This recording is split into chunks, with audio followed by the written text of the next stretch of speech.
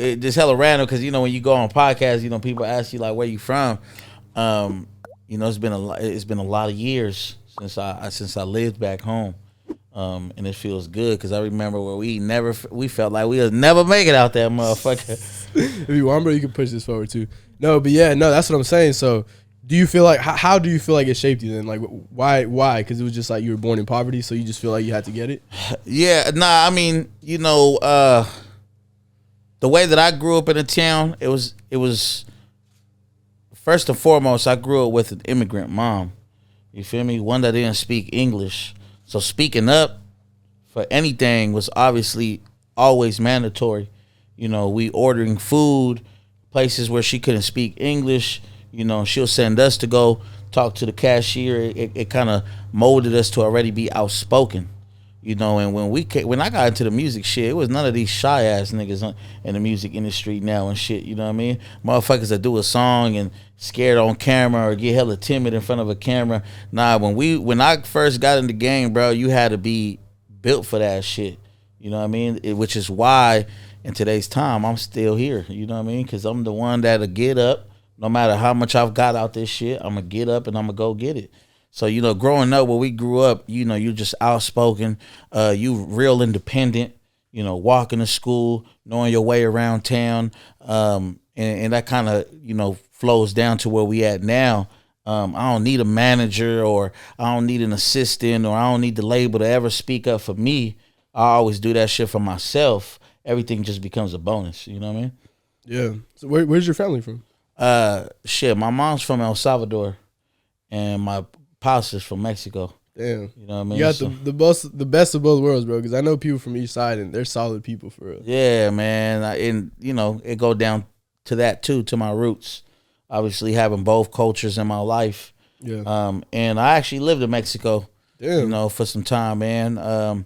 When you were older or when you were young? I was in the middle, 8th grade, freshman years. That's still like developmental years, bro. So yeah, for sure. But we grew up fast. So at that time, 12, 13, 14, we was already hip to everything.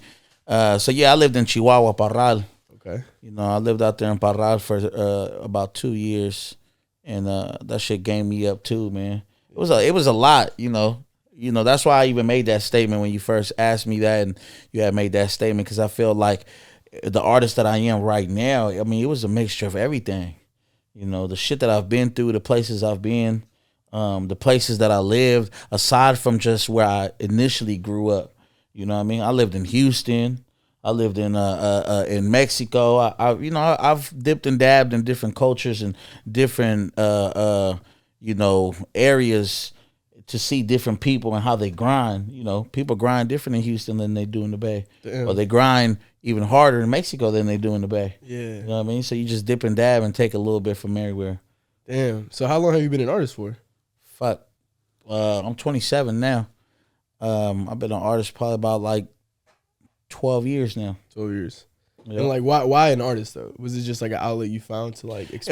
It was an outlet I found to express myself on some therapeutic shit. Yeah. You know what I mean? And then from there it went on to being more like a job. If you wanted to continue doing this, I see a lot of people that like gotta stop music or put music on the back burner because they had to feed their family. And I wanted this to be what fed my family, you know what I mean? So it was a long time coming, bro. But definitely in the last few years, I've been fucking blessed. Like, you know where I came from, you know where I started, going back all the way back to the kid version of me growing up in the town. Like, this shit seemed impossible. And like, we've been tweaking on cloud 9 for some time now, bro. How come? What was that version of a BabyGas like? Like, bro, we ain't really have none. I was single mother. You know what I mean? Pops locked up since I was like 3, 4. Yeah, bro, just single mom, grinding for us. Always at work 2 jobs. Me and my siblings raised ourselves. Older sister was like another mom to me. We made something out of nothing. Quarter soups and sugar water is one of my projects, and that's where that came from. Like, I really used to put sugar in my water because I didn't have no juice. Damn. I was a little fat nigga. Water wasn't good enough. You know what I mean? So same thing. You know, we grew up on the top ramen on the Maruchan. You know, we grew up on you know, a fucking cut glizzies and shit. You know, with ketchup. You know, the simplest foods, bruh. Yeah. Like we had a fucking orange tree outside of our apartment. You know, when I was growing up, so that was always coming in clutch for us. Like we ain't have shit, bruh. And, you know, we really appreciated each other, though. We appreciated the neighborhood, the community, and just to be able to see where we at. Like, you know, off camera, we was just speaking about where I was at yesterday, and just that alone was like, bro. Let's talk about that, bro. That's a huge, being from where you're from, bro, being from East Oakland, right? Correct. You're from East Oakland, Deep East Oakland, to be exact. Come on. But yeah, bro, that's my point. It's like, you didn't see this happening when you was eating them ramen, bro. So how was it being able to perform at the Chase Center? Fuck, bro. The shit was tight. I'm the type of individual that when I'm in the moment, it doesn't seem so special. You know what I mean? Because I'm in grind mode. I'm in grind mode. I need shit to be able to go right. I don't really soak that shit in until I'm back at the crib that same night smoking a blunt. Like, bro. You know what I mean? That's when it hits me. Yeah. You know what I mean? But when I'm in that moment, I kind of just go into like that version of me, and I make sure that I kill it. That's all I can do. But just being there, bro, just knowing that the people know who you are, and people know where the corporate companies, the big companies, know you enough to invite you somewhere, to have you come out somewhere. It's just dope, bro. Because like I said, once upon a time, I was just another Hispanic kid in the streets. Didn't stand out for nothing. And now it's like, it's BabyGas. And when people say like, it's BabyGas, it's not like, you know who the fuck I am? You know, it's more like BabyGas and his platform. BabyGas and what he's built. That's what I get from it. You know what I mean? Enough to where people know you when you walk in that door, not because you went viral, but because you did something, bro. Yeah. For real.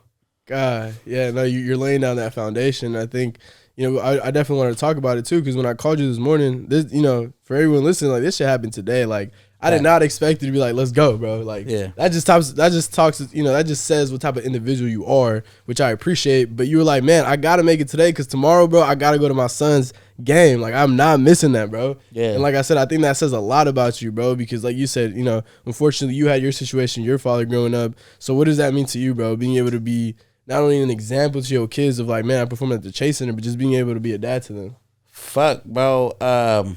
That, like you said, my pops being gone was obviously the main thing that put it in my head. Like, I can't be the same way to my kids. You know what I mean? So I spend as much as time with my kids as possible. And, you know, quick story.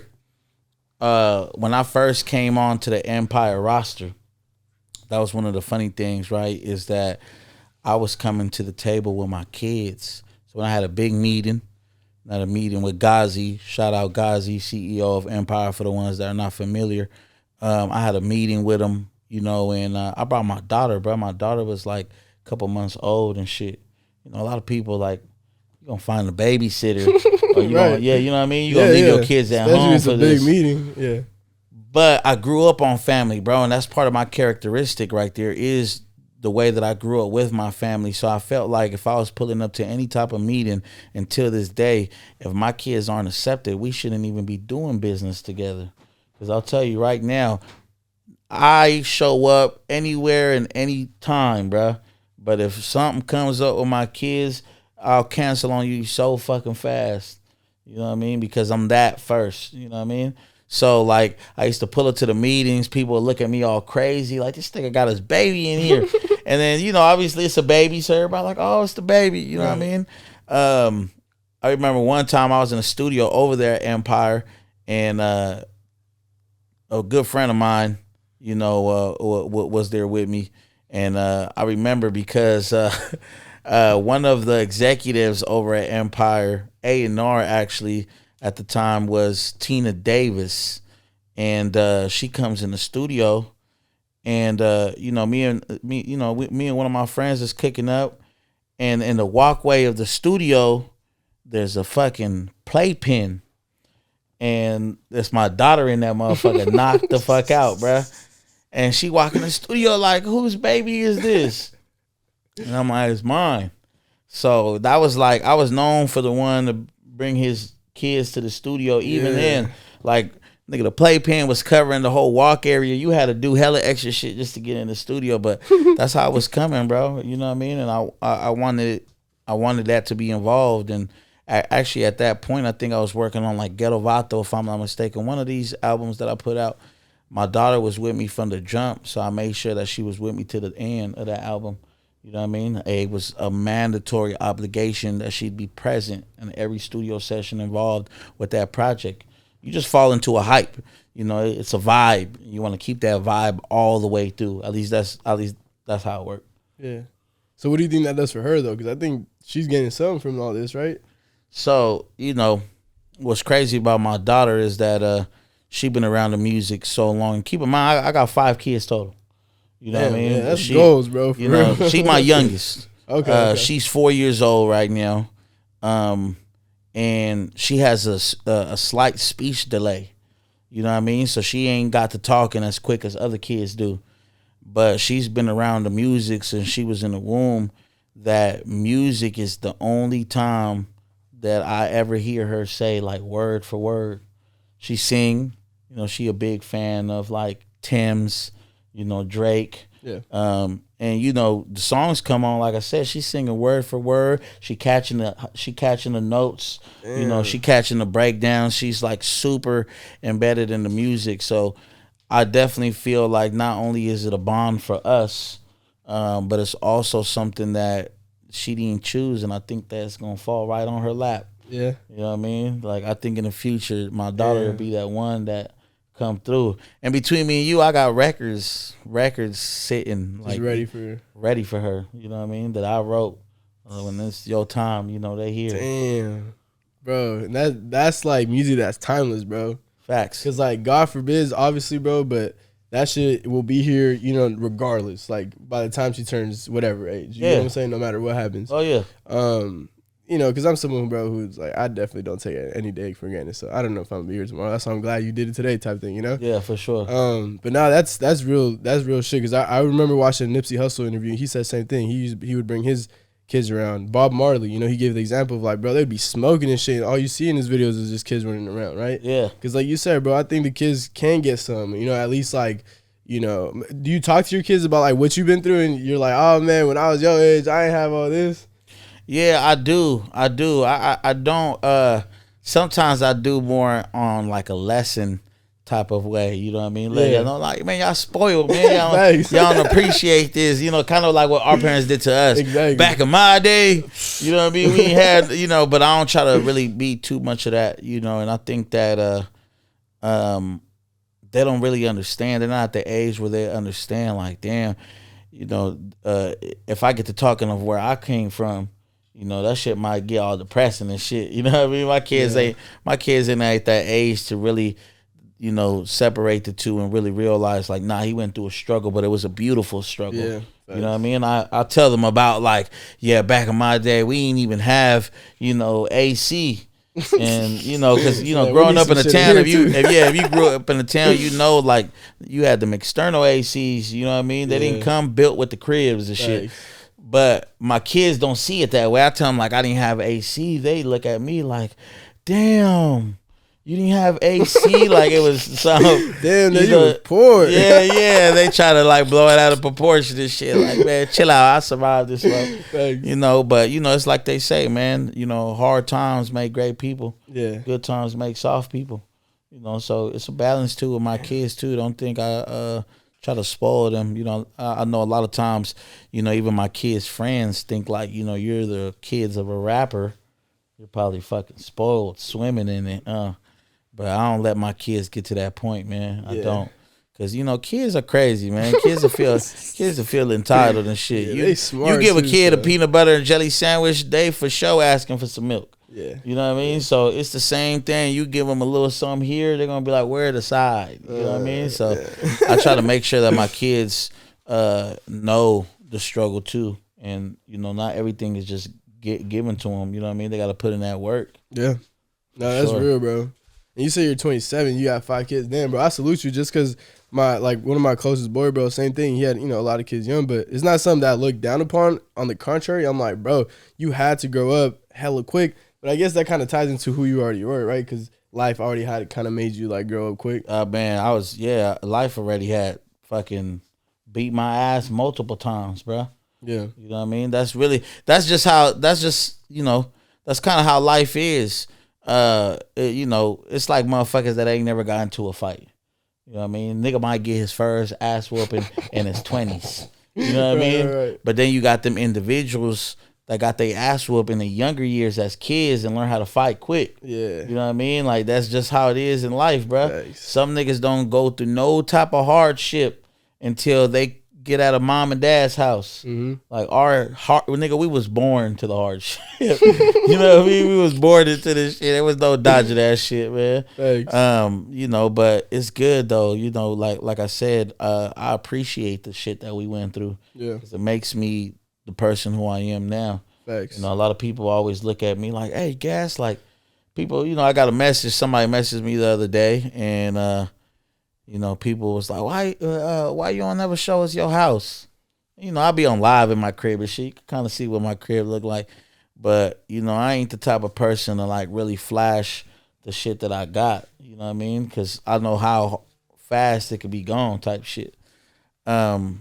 But yeah, man, this whole thing that people do nowadays is like, they try to flex and they try to put on certain images for everybody else. And I ain't like that. And it's because where I came up from, bro.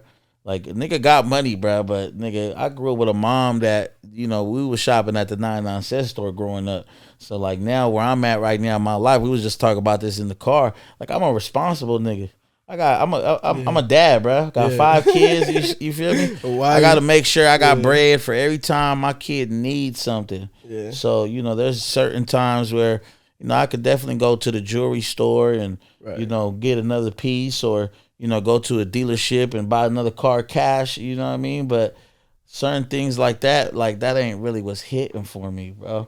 I'm a homebody. I like putting that time and, energy into my house and shit, bro. Yeah. You know what I mean? But yeah, that's where it's at. So when did you move out of Oakland? Shit. I moved out and went back. Okay. You know what I mean? So I moved out initially probably around like 11, 12.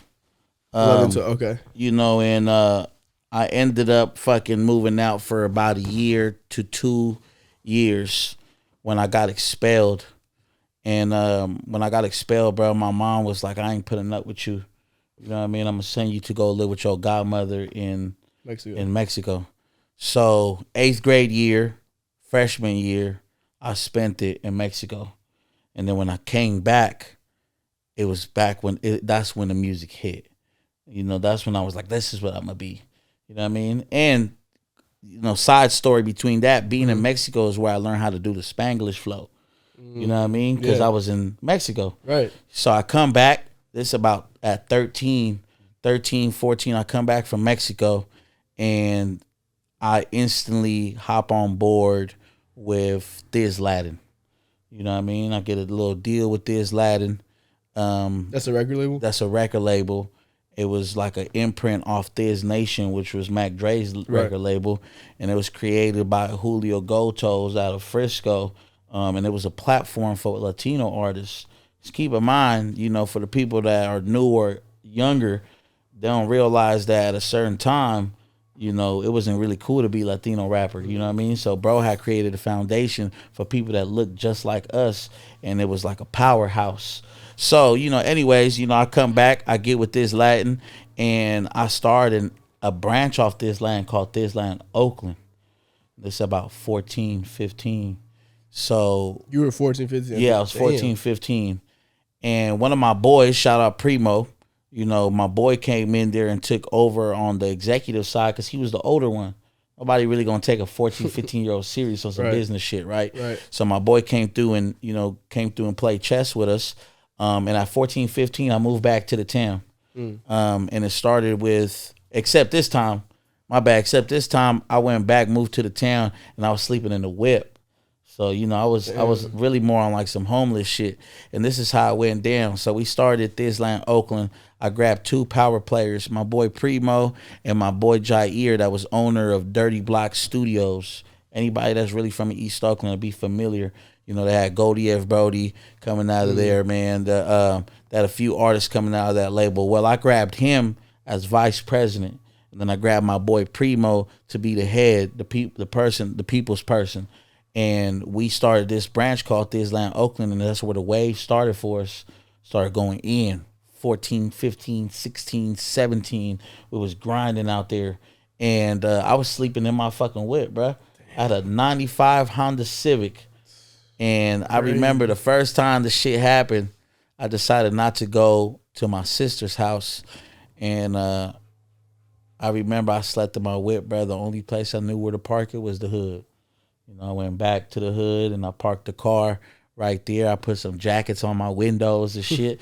You know what I mean? I was a young, prideful nigga. So, I put some jackets on my window and I went to sleep in the car, bro. So, I went back, I went back to the town in my teenage years, and the struggle got even more real for me. Because, there's one thing struggling with your mama, nigga. Mom gonna make some ends meet. Right. But when you by yourself, there's gonna be days where you don't eat. You know what I mean? Like, that's really what it went for me. So I used to also sleep in Dirty Block Studios, though. I used to sleep in the booth. I used to fucking work overtime just to sleep in the lab. And shout out my boy Jair, man, for all the hospitality over the years. Yeah, bro. And I finally left for good out the town probably when I was like 17, 16, 17. You know what I mean? I fucking caught a little case with one of my boys in the valley, and ended up in fucking San Joaquin Juvenile Hall. And they transferred my ass to go live with my mom in Houston. And that's where Houston came in the picture. I see. So I landed in Houston at 17, spent about 3-4 years over there, came back to Cali around like 21. They couldn't get you away from Cali. Yeah, nah, came back around Cali around 21, 22, and landed in Stockton. Stockton. That's the valley too, right? That's the valley too, yeah. So landed back in Stockton, bro, opened up a studio there, and that's where Gas cracked it off. Damn. What a journey, bro. Seriously. Yeah, it's a fucking journey, bro. It's like you just take away excuses from everybody, bro. It's like, you don't got this, bro. Well, he ain't even had nothing to eat. He didn't even have somewhere to sleep. And the whole time you was still holding on to that dream of like, nah, artist's gonna take me out of this. Yeah, and it wasn't like let's make one thing clear, for the people.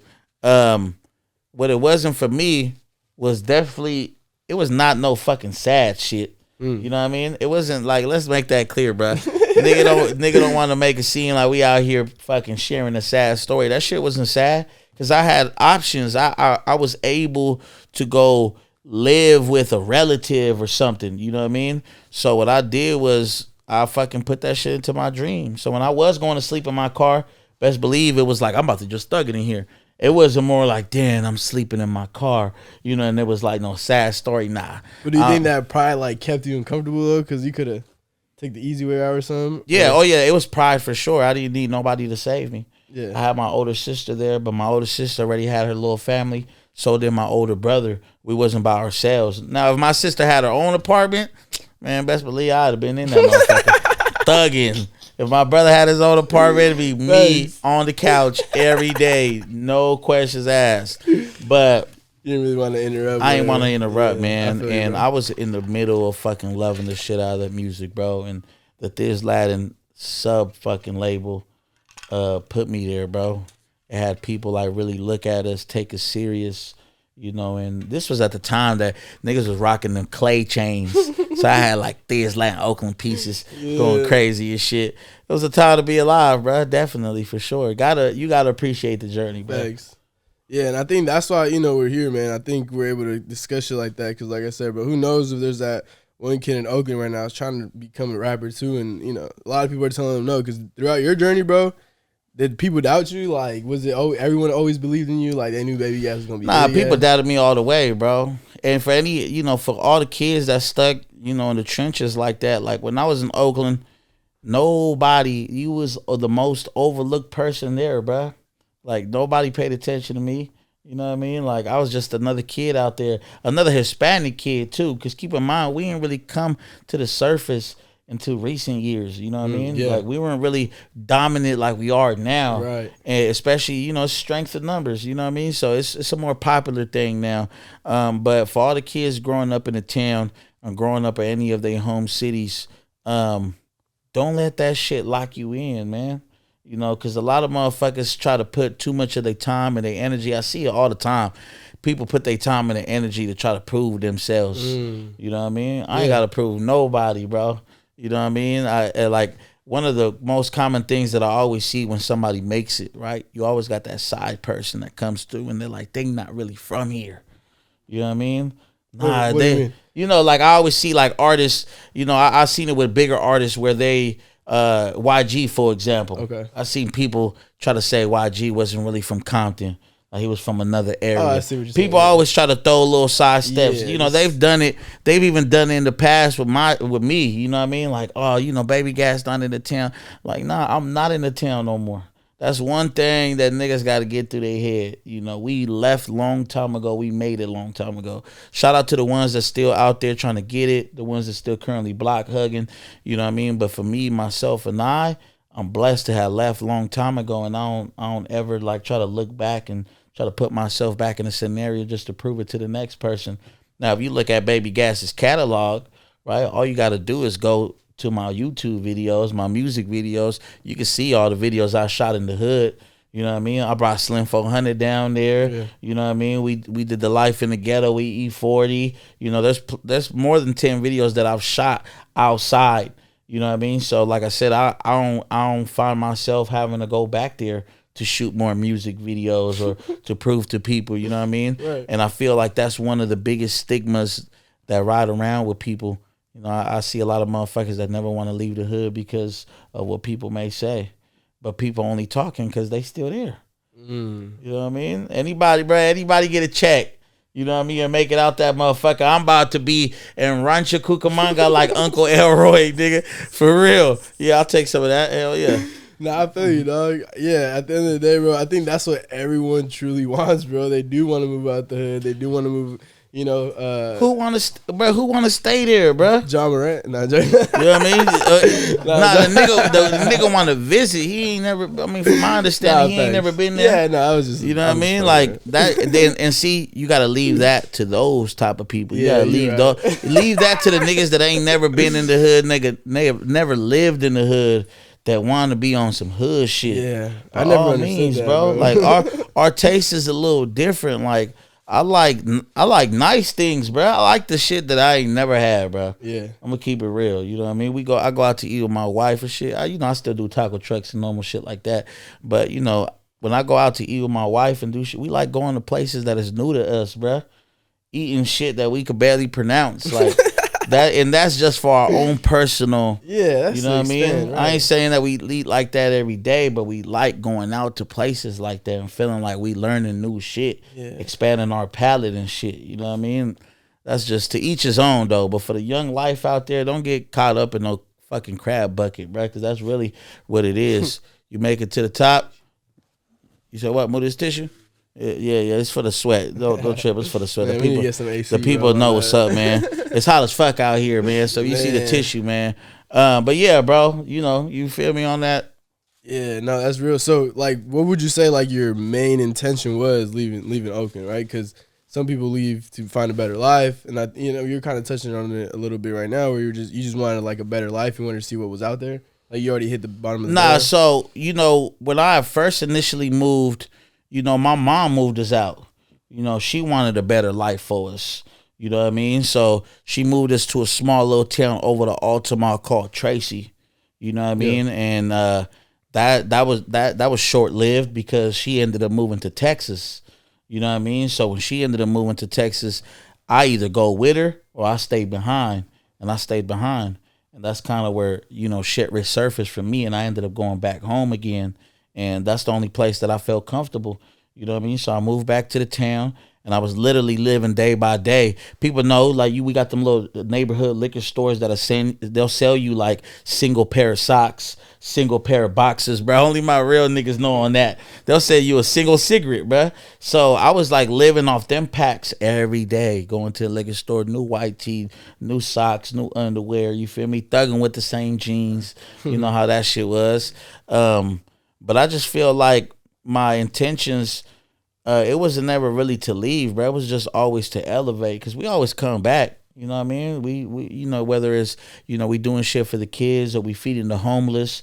You know, we've done plenty of shit for the community. Like, we don't just leave and never look back.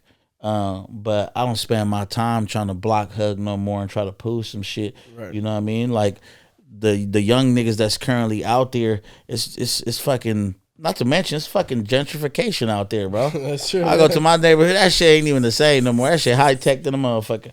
You know what I mean? True. But it's not even the same city that we grew up in. Yeah. So why even bother? You know what I mean? Thanks. You gotta move forward, bro. And like I said, and back to the original story, y'all got kids. Yeah. So what am I really doing? Yeah, that's facts.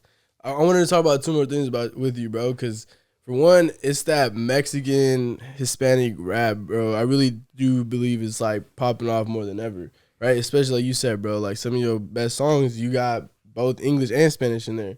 So where do you see like that wave of music at right now? Do you feel like it's been like getting a little bit more popularized over time? It's getting more popular, bro.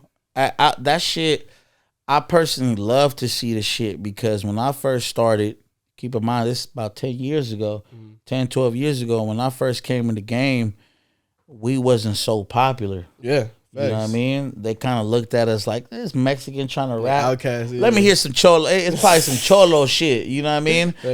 So when we came on some real music and we was really on some artistry, real boring, that was like, this motherfucker's hard. But people still didn't really accept it too much. Thanks. And then it started getting more popular. Our culture started getting televised. You know, people now hearing about Chapo and the fucking cartels and the plug, and people started to realize that all these years we was them niggas. Thanks. You know what I mean? And then it became cool to have amigo partner. You know what I mean? Well, look at the Migos. You feel me? They named themselves after three amigos type shit. You know what I mean? So it started becoming cool, and we started being more accepted. So now when I see a new Hispanic artist come on the market, and it's just so easy, all you gotta do is just drop songs. It's like, bro, the time is here. You know what I mean? Because I'm telling you, we was the early ones that got all the hits, bro. We took all the hits to the chin, so it's great to fucking see us really in that space. And there's plenty of artists that's been cracking through them gates, you feel me? Like right now, personal shout out to Snow the Product. She one of the ones that I really have been watching for quite some time, and she done broke a couple doors down already. She's from Oakland? She from San Jose, if I'm not mistaken. San Jose, okay. Yeah, we definitely got to check her out. Maybe get her on the podcast too. Oh, she do fucking numbers, bro. Yeah. She sell out every show she ever fucking touch. So y'all could take this shit right here. And I've had the privilege of opening up at a few of her shows, but she got a crazy ass fucking fan base. And they loyal and they love her and what she stand for, and she don't ever leave the culture out. Yeah. So that's one thing that's definitely appreciated. And she got bars. Yeah. Hard. Don't leave that out. Have you met anyone in like your 10-year span that like has really impacted you, like maybe your career wise, but also on the personal level, like through the industry? I mean, shit. The E-40 was huge. Yeah. Let's talk about that. How did that song come about? It was shit. I was at the fucking round table with the team, and we were looking at some songs. And we wanted to try something, you know, that a lot of people don't really exercise, and that's kind of revamping songs, you know what I mean? So I had a song called Life in the Ghetto that I had released, actually with my guy Whit back there. Okay. He was on the original version of Life in the Ghetto, which was on Quarter Soups and Sugar Water, a whole completely different project. Yeah. And then when I did Ghetto Vato album, we said that song didn't get enough recognition. We need to bring it to the table. But what can we do? Remix maybe? And that was the initial idea. And technically, yeah, it's a remix with E-40 on it, but we didn't feel like we had to announce the remix. We just fucking put it out just like that. Life in the Ghetto featuring E-40. And the way that happened was, shout out Gotos. Gotos picks up the phone. He got a relationship with E-40 already. He 3-ways in with me on the phone. And, he's like, yo, I got an artist named BabyGas, whoop-de-whoop. And first thing E-40 says, like, yeah, I heard of BabyGas. Like, he's doing his thing. Oh, well, we got a record that we want you on. It's good. Send it. You know what I mean? And he was like, I only asked for one thing, Gas. Matter of fact, there was a few things in there. I'll go into detail on that. But he's like, I only asked for one thing, that when I need a feature from you in the future, that I get it too. Damn. You know what I mean? So I'm like, okay, for sure, it's good. So, and then he obviously also he told me, like, he required for me to, at least go and do the song with his boy, his engineer, because he got a certain sound that he wanted to keep. So, I went that route. And, when we did the song, there was another phone call, let's do the video. He didn't want nothing. They didn't want $1 except for us to take care of his driver. You know what I mean? Which is automatic. Yeah. You're not going to come out of your pocket to do a favor, after you're already doing the favor. You know what I mean? So that was all automatic. And, it is impacting me in a way that now I do shit like that. I just did a verse giveaway the other day where I gave a feature away for free. And that's actually one of the things that me and some people, we didn't see eye to eye. I had some great artists, that tapped in with me, bro, and sent me some dope music. And, they didn't even want to spend money on my engineer after the verse was already free. So it just cracks me up, because sometimes people are so small-minded that they pass up on an opportunity. That was like me looking at E-40 and saying, I ain't paying for your engineer, or I ain't paying for your driver, after he already doing the video for free. He already did the verse for free. I said, nigga, thank you type shit. Thanks. You know what I mean? Let me take care of your engineer, bro. He gonna mix and master this shit for us. And let me pay your driver. He gonna come bring you. And I did just that. It was the fucking greatest shit I did, bro. You know what I mean? It fucking worked for me. But it also taught me that no matter how big, no matter how successful, there's always somebody new coming. And tables always turn. So don't ever overlook the shit. You know what I mean? It's kind of like you said at the beginning of this podcast, I didn't think you was going to respond, or I didn't think you'd pull up. You feel me? But the reality is that you might be really popping next year, bro. And as a business person, you know what I mean? Like, I don't need to wait till you're this popping ass person to support. You know what I mean? I feel like there's potential already in the podcast. There's good content. So I'm going to come and fuck with you, because I feel like this shit got potential. You know what I mean? And then down the future, when you do pop off, we've already been locked in. Thanks. You know what I mean? It don't got to be like I'm only trying to fuck with bro because he popping. Right. Now we've been locked in. Yeah. And that's always happened to me, bro. It's funny because we're about to pop up back in Houston, and on the 22nd of July. And when I was living in Houston back when I was 17, I lived out there for like 3 years, and I was fucking with a group of people, bro, that we was all going through it, struggling, trapping, doing what we had to do to move forward in today's time, brother. And people are really, really successful. You know what I mean? So it's going to be a good reunion to go back and be like, yeah, we here, nigga, what's up? Yeah. You feel me? It's good, man, for sure. I appreciate that, bro, for especially coming from you, man. Like I said, I like to hang around people who hustle and got that grind mindset, and you one of them, so anyone can say it, but when you say it, bro, like, I know it's real. Like, you're not just gonna say it. So nah, I appreciate that. One thing I will say though, and I was just talking about this with my bro in the whip, is consistency is key. And sometimes when you first start out, it's literally you feel like you in a treadmill, bro, because you running, you sprinting, you grinding, you tired, nigga, but you ain't moved. You know what I mean? Like, yeah. And sometimes, and I've seen it happen a lot of times, it stirs people away. It'll make them feel like, we ain't got nowhere. But you know what I mean? There's a little like picture that I seen on Instagram one time where there's like a nigga digging through a cave trying to get to the diamonds.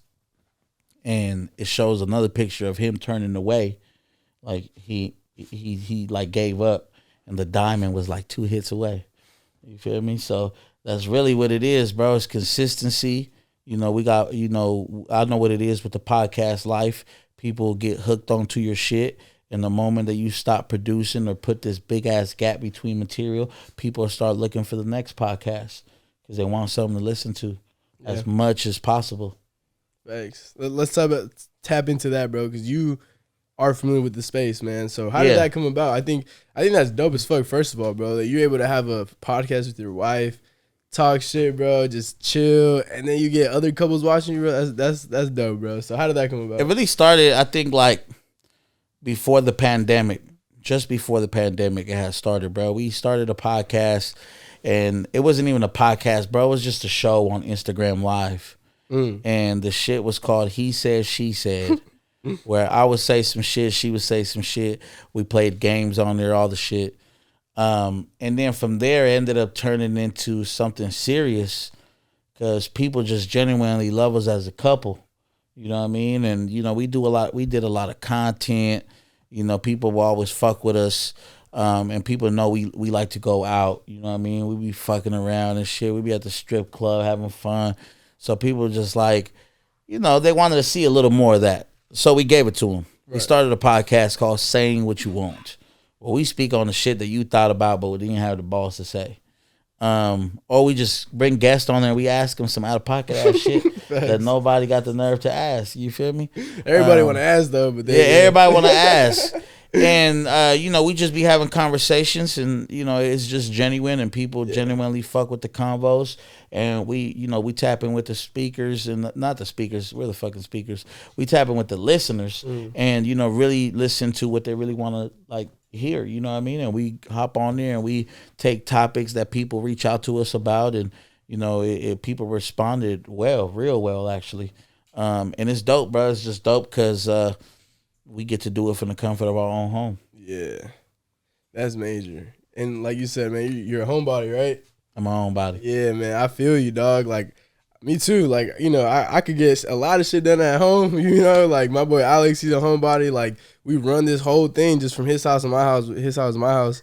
So, yeah, bro, I respect it, man, because, I mean. Yeah, you got to be a homebody to understand. Yeah, you know what exactly. I mean? You got to be a homebody to understand, bro. Like, you could, you know, there's times where, like, I've had the money to either go fucking cash out on some drip. Yeah. And then I ended up at the stores buying LED lights and crazy shit from my living room just for me to like feel better when I come back home. Better. Yeah, that's what I'm saying, bro. But that's it, bro, for sure. Yeah, hell yeah. What are you more excited about right now? Are you like putting out an album right now, or what are you working on right now in the studio? Nah, I'm just working, bro. I'm trying to balance it a lot. You know, I'm trying to balance the podcast. I'm trying to balance putting out new music. But lately, I've been giving the people a lot more shows, bro. You know, I was putting a lot of content. You know, people were fucking with me online, digital, video-wise, but people want to see you pull up and actually fuck with them. So I've been focused on actually pulling up to people's fucking cities and, you know, touching the people, shaking hands, kissing babies. Do you see, like, a benefit to doing that compared to just doing, like, online? Oh, yeah. I'm old school with it. You know what I mean? I love the fucking footwork, bro. That kills the game right there, bro. Yeah. Social media get too complicated. It got like what it got? It got like the algorithms. You getting flagged for shit. Yep. Or you getting flagged for shit. You know, all big shit. You know what I mean? And I think that right now for me is just I don't need none of that, man. I just need to be outside, showcasing my craft, touching the people. And spreading the word, bro. Because I ain't going to act like I'm the biggest artist in the world and everybody know me. There's still work to do. Right. So right now you're just going city, trying to cater to your fans. Right? Yeah. We doing state to state for the rest of the year. And then we going to the countries next year. Okay. You know what I mean? So excited. You know, we working on a lot of the Spanglish music so we can be able to touch some of these Latin countries. It's going to be dope.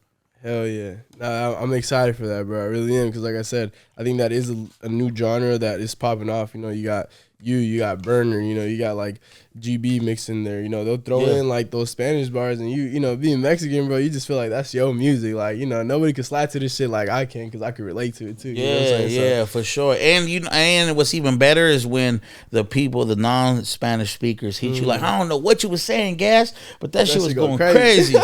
You feel me? That's the best ones right there. Thanks. No, that too, man. Yeah, I see. You see it with like Peso Pluma and shit, right? Everybody fuck with him, bro. Yeah. Because if you got good sound, you got good sound. Like it don't matter what language. Yeah, you know, I've been walking out to some Peso Pluma on my recent shows and shit. I always try to walk out to like some Mexican music, some Spanish music. How much? Yeah, how much do you want to like as an artist and just who you are? Do you like put that out there, like being Mexican first or like being Hispanic? Shit, bro. Honestly, you know, I'm not necessarily the type of artist that'll wave that flag or try to get myself in the door using that flag, but I don't ever forget about my roots, though. You know what I mean? Like, but I do know that there's specific artists that they come in the door and they're only come a certain way, and that's the way that they got in there is by repping strictly the culture. I'm a Mexican rapper. Nah, I'm a rapper. I'm an artist, bro, that happens to fucking be Mexican and Salvadorian. You feel me? Yeah, like that. So you know that's the difference between me and them. But when I do the Spanglish shit, it's just to fucking remind niggas. Well, I could go crazy, bro. You feel me? With the Spanish shit, I'm telling you right now. First and foremost, I'm one of the first ones to do it in the way that I did it. You know what I mean? And not have that like super Chicano Cholo sound when rapping in Spanish. Right. You know what I mean? I was able to transition on the same flow, same notes from English to Spanish. And I'm one of the first that did it that way. You know what I mean? And when it comes to that space, when it comes to the Spanglish shit, niggas ain't fucking with me. Yeah. You know what I mean? For sure. Thanks. Damn. Yeah. You're a knowledgeable guy, bro. We just touched on hella topics. One thing I did want to ask you too, bro, because I think it's important. We touched about being a dad, but what about being a husband, bro? Because I think, I think that's important too, man. I think it's hard in today's society to be a good husband or like cater to your family. So what helps you kind of like have that mindset? Like, man, I'm gonna take care of my wife, be a good husband. Man, I mean, yeah. So I mean, just finding that right person for you that naturally brings that out of you.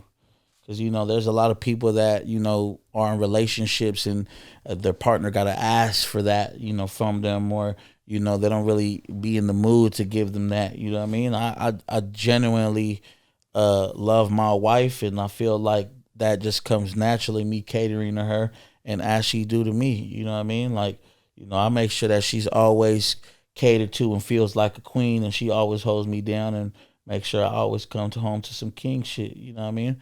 And it's deeper than, being a dad, husband. I'm also a son. I'm also a brother, you know what I mean? So it goes deeper into balancing it, you know what I mean? Moms is still around. I'm big on my relationship with my mother.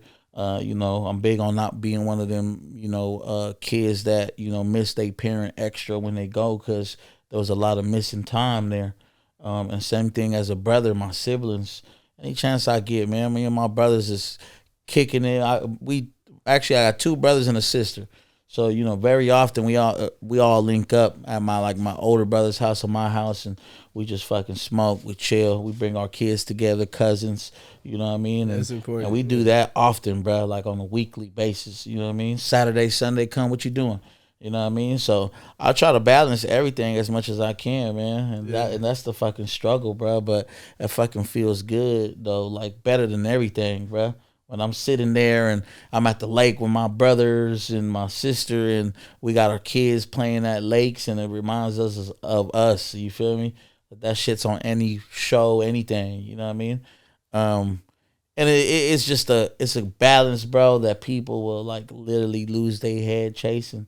Some people haven't even mastered that, bro, because you have a passion for your dream and you got a passion for your family. You know what I mean? And it's fucking crazy, bro, because, you really got to put in that overtime to be there. Yeah. And we was just talking about that in the whip, man. I had read a book by Will Smith. It was actually his memoir. It's called Will. And he talks there about, his son Jaden Smith had got the role in Karate Kid. Mm-hmm. And, he had an older son, older than Jaden, that wasn't really in the public eye, but he played basketball. And his games were on Saturday. Well, they will be shooting like Monday through Thursday, bro, in China. Damn. And him and fucking Jaden Smith flew back every Thursday to be in America on Saturday to make it at every game, and he did. You feel me? So when I look at shit like that, when I look at celebrities of that level and that caliber, and they're able to do it, come on, bro. You got leg room somewhere. I squeeze that shit in somewhere, bro. That's just what it is. Yeah, no, that's what I'm saying, bro. The first thing that literally like stood out to me when we got on that call was, bro, I got my son's Pop Warner game. I'm not missing that, and I respect that, bro. Cause like, did you grow up or did you play sports growing up? Not a damn thing. Well, I'll take it back. I had some years, right? Like I had, I played my earlier years when I was growing up in Oakland. I played for the Little Warriors. I played over there on 85th and B Street at a facility called Tassafaranga. You know what I mean? And I did the basketball for the first time, bro. But, my mom used to work 2 jobs. I didn't really have a support system out there, which goes a long way in them type of fields. Exactly. Not my bad, but that was my point, bro. I grew up damn the same way as you. So it's like your kids, bro, being able to look at the stands, bro, when they score that or whatever. And they're like, man, my dad, BabyGas is up there. Nah, check this out, bro. I'm going to hit you with something even crazier, bro. Uh-huh. My kids don't even got to look at the stands for me, bro, because I'm the announcer in the booth. Yeah. You feel me? So, like, I'm that involved with my kids' games, bro, that I'm the nigga in the booth talking about touchdown. You feel me? On you got the voice for sure. Everything I love, bro. You know what I mean? Dope so, as fuck, bro. Niggas don't got to look for me. Dad's here. Dad was here before y'all. Yeah. You know what I mean? And I do that because my kids is involved. You know what I mean? Like, I even use my platform to give back to the teams. Or anything. My kids do football, basketball, Muay Thai, you know what I mean? And I show love to all these facilities and organizations using my platform because my kid is involved. Right. You know what I mean? I don't want to be one of them parents that just sit on the sidelines and, wonder if it's good or not. Hell no, nigga, I'm getting in with the head honcho over here and we going to run it up for these kids together. You know what I mean? So, yeah, bro, that's a little side note on that.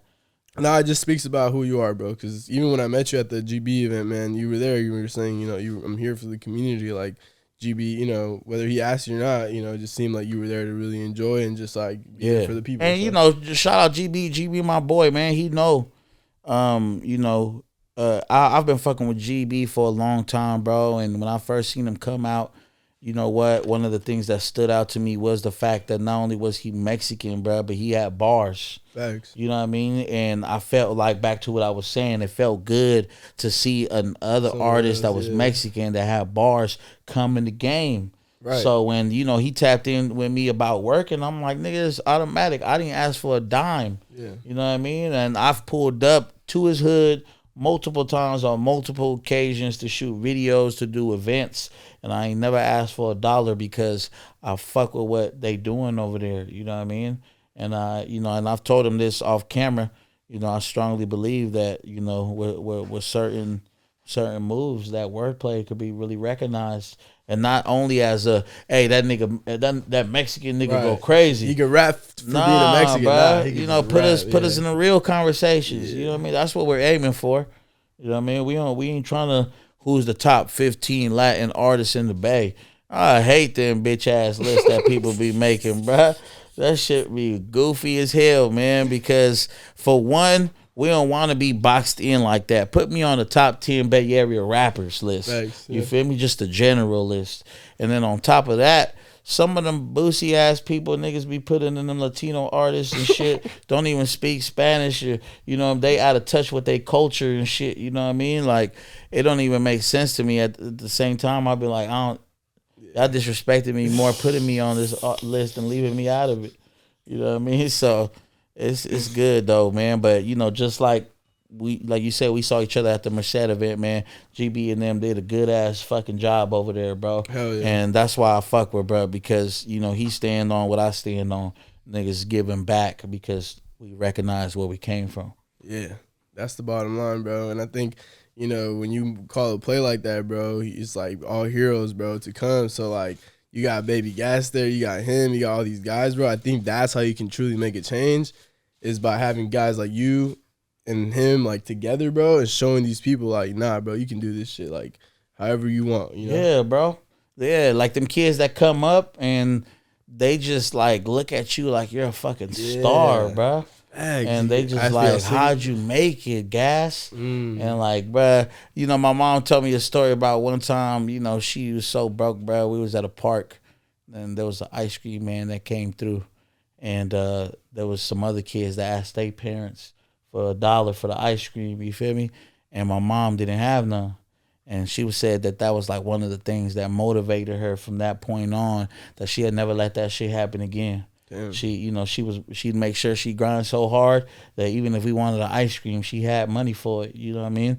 And that's kind of like one of the things that I see them kids. I look at them kids, and I remember the point that we was at. Like, damn, we didn't have money to pull up to nobody's booth and buy no shirt. You know what I mean? And if you ever been to my booth, it's one of the reasons why I keep a lot of giveaways. You might not be able to afford this shirt, but you leaving here with something. Damn, that's deep. Yeah. So you do have people come up to you on a regular basis, be like, "Yo, how'd you do it?" type thing, and they'll ask you for tips. Yeah, I'm not good at giving tips, man. The only good tip that I give is like general advice, where I say like just keep going, just keep grinding, Right. Put yourself first. I think you're showing them, bro. I think that's the best thing. But everything's situational, bro. That's one thing that I want people to understand. Like, you don't ever copy somebody's recipe.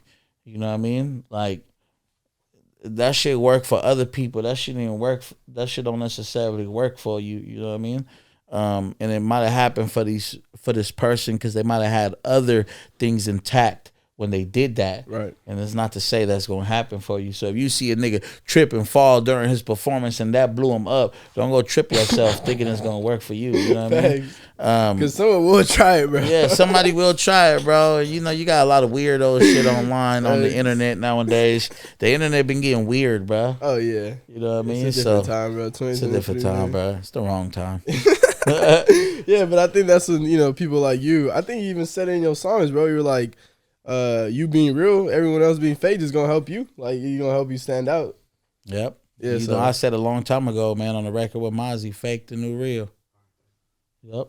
Yeah. Yep. That's where we at with it, man. Looks like it's time for us for sure. Nah, it's all good, bro. But the conversation's been good, man. Yeah. And one thing I will say, just as a podcast platform, we definitely appreciate it as artists. Not even me being in the same space as you, but from an artist perspective, we appreciate it when niggas have solid podcasts that actually dig into real topics rather than trying to catch a good headline with some bullshit. You know what I mean?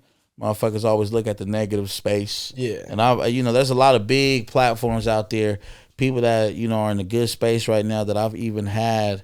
There's a couple of these blog pages that's popping that I fucked with early on, and I even brought it out to them. Like, I stopped fucking with them because they started platforms for a certain reason and they switched up for the likes. You know what I mean? And yeah, you got there, but that's you got there like everybody else, bro. You know what I mean? Well, we like to see real niggas make it to the top, man, because fake niggas been there. You know what I mean? Yeah. And it's our time to shine really on some authentic shit, some natural shit, some genuine shit. So we definitely appreciate it, bro, as artists, when niggas have genuine questions and not just the typical, right, you know the clickbait question. Yeah, I ain't gonna lie. I think probably the only a classical question you probably asked me was where you from? Okay. You know what I mean? That coming everywhere and anything. Right. But other than that, I'll do the same thing on my podcast, bro. Like, if I got somebody coming to my podcast, I at least do enough homework to where, I don't need to ask the basic questions. I just go into the other shit we talk about. Fatherhood.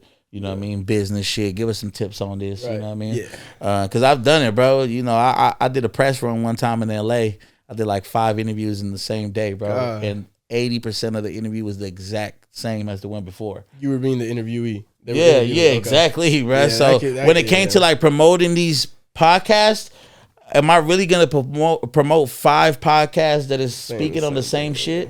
You know what I mean? It don't really work like that. But, yeah, man, y'all keep grinding out here, bro. I appreciate that, bro. For sure. Yeah, no, we just try to talk about what we need to talk about. So, fuck that other bullshit. Hell yeah, say less, bro. Hey, we good. But, yeah, we appreciate you, bro. I appreciate you pulling up same day, bro. We definitely going to work in the future, bro. Yeah. Like you said, we locked in for real, especially on this side. So, hell yeah, bro. You're definitely a neighborhood hero, man. We appreciate you for having me. Yes, sir. Say less, man. Come on.